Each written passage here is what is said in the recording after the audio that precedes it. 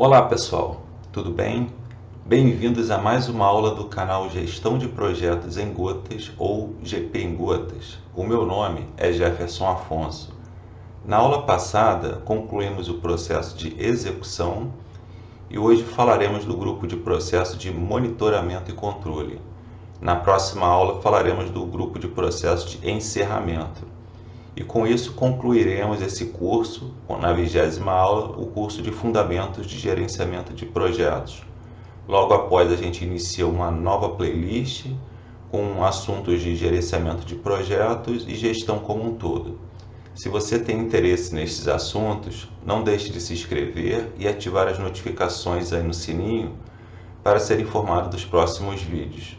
No final da aula de hoje, eu deixo uma frase do criador do Facebook, o Mark Zuckerberg, e vamos juntos para a nossa 19ª aula de Fundamentos de Gerenciamento de Projetos.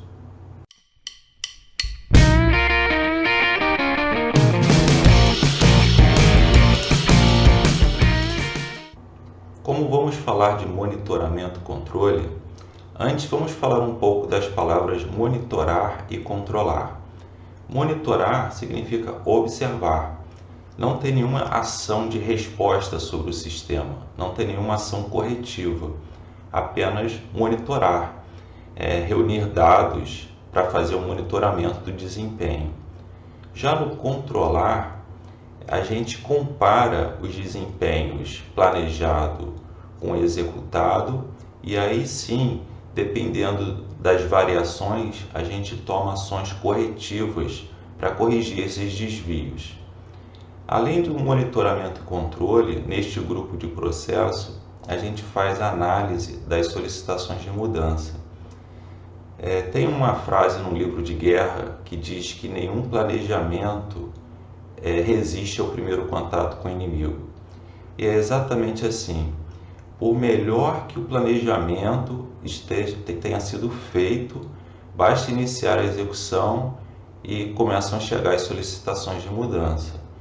E isso muitas vezes é benéfico para o projeto, porque lá na execução as pessoas podem observar uma maneira mais eficiente de fazer o serviço, a atividade e fazer as solicitações de mudança, visto que o planejamento definiu uma maneira diferente.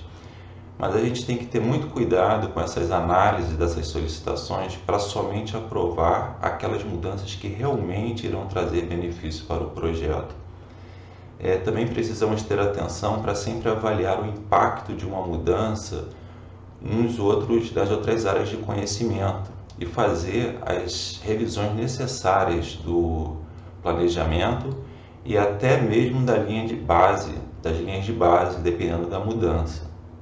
Precisamos ter cuidado também para que essas mudanças elas não venham alterar o projeto, ter alterações tão significativas que possam desviar o projeto do seu rumo inicial e com isso ele não vai conseguir atingir os objetivos definidos lá no business case e descritos também no termo de abertura do projeto.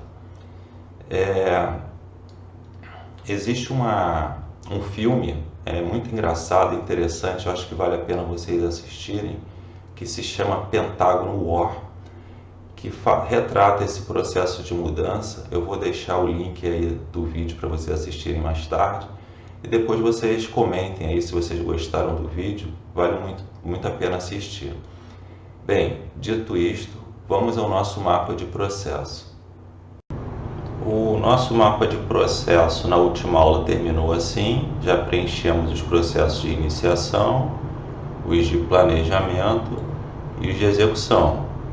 Hoje a gente vai falar dos processos de monitoramento e controle e na próxima aula o encerramento. Lembrando aqui que cada cor corresponde a uma área de conhecimento e na integração vermelho e no monitoramento e controle nós temos dois processos de integração que aparecem aqui na cor vermelha.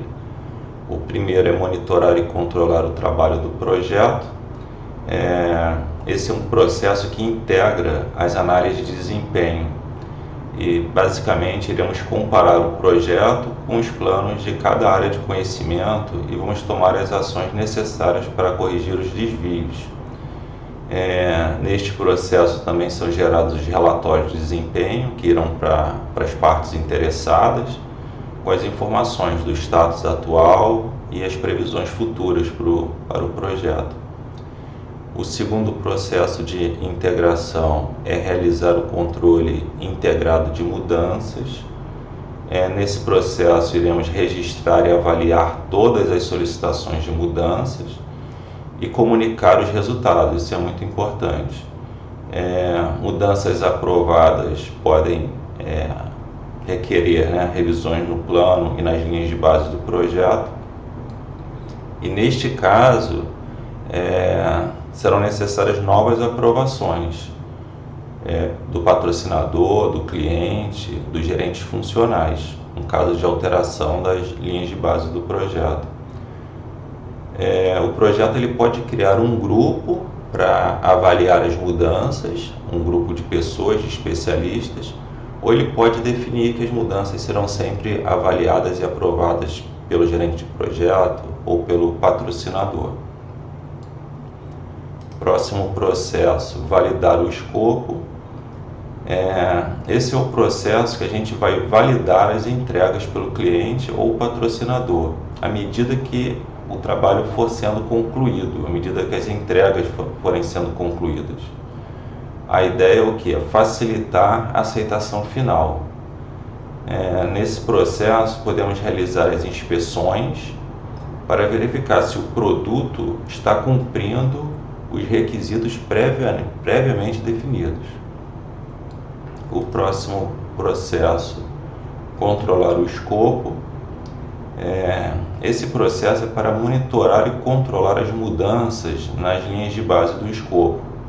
Linha de base do escopo, lembrando que é composta pela declaração do escopo, a EAP e o dicionário da EAP. Aqui podemos verificar também, nesse processo, controlar o escopo, se as alterações do escopo elas geraram as revisões necessárias nos planos das demais áreas de conhecimento. Próximo processo é controlar o cronograma. Esse é o processo para manter o cronograma e a linha de base sempre atualizados com as informações das atividades. E controlar os custos, similar ao controlar o cronograma, é o processo para manter sempre o orçamento e a linha de base de custos sempre atualizados. O próximo processo, controlar a qualidade. Neste processo, iremos confirmar que as entregas estão atendendo aos requisitos previamente definidos. Precisamos confirmar que as entregas estão alinhadas com os padrões, especificações, regulamentações. Normalmente é realizado esse processo antes da validação do escopo. Na validação do escopo, o objetivo aqui é verificar se haverá aceitação por parte do cliente ou do patrocinador. E no controle de qualidade, o objetivo é verificar se as entregas estão cumprindo os requisitos de qualidade. O próximo processo é controlar os recursos. Esse é o processo que visa garantir a disponibilização dos recursos conforme o planejado. Ele visa também comparar o planejamento dos recursos com a sua utilização real e fazer os ajustes necessários. Apesar da área de conhecimento, recursos, incluir os recursos humanos, os recursos físicos, enfim, todos os recursos, esse processo aqui, controlar os recursos, ele refere-se aos recursos físicos, como equipamentos, materiais, instalações, infraestrutura. Porque os recursos humanos, que são os membros da equipe do projeto, eles são tratados no processo gerenciar a equipe, lá no grupo de processo de execução, aqui, gerenciar a equipe. Próximo processo é monitorar as comunicações. Esse processo ele visa garantir que a comunicação está ocorrendo conforme o plano de gerenciamento das comunicações, conforme o plano aqui. Nesse processo é importante verificar se a comunicação ela está atendendo as partes interessadas e se está contribuindo para aproximar as partes interessadas do projeto. Próximo processo, monitorar os riscos. Nesse processo vamos observar se as respostas aos riscos estão sendo implementadas conforme o plano e se estas respostas estão sendo efetivas.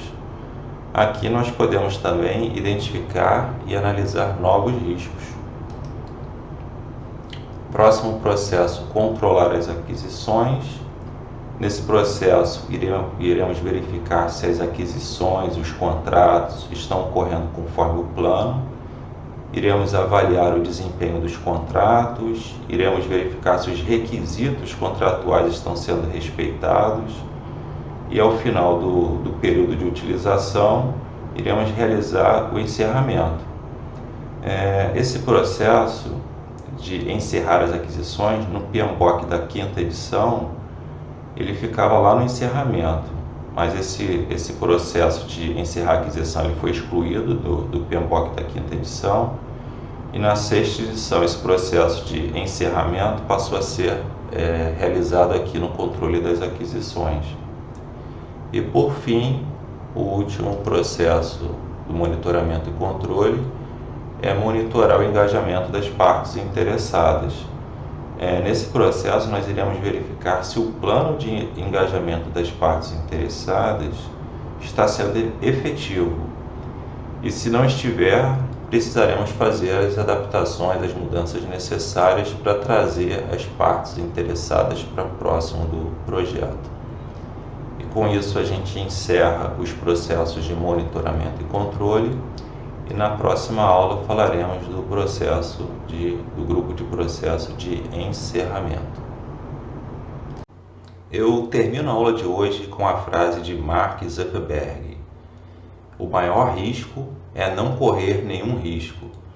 Em um mundo que está mudando tão rápido, a única estratégia que está garantida a falhar é não correr riscos. Espero que vocês tenham gostado da aula de hoje. Se gostaram, deixe o like para contribuir com o canal. Inscreva-se caso ainda não tenha feito. Compartilhe o vídeo com os amigos e vamos juntos para a próxima aula.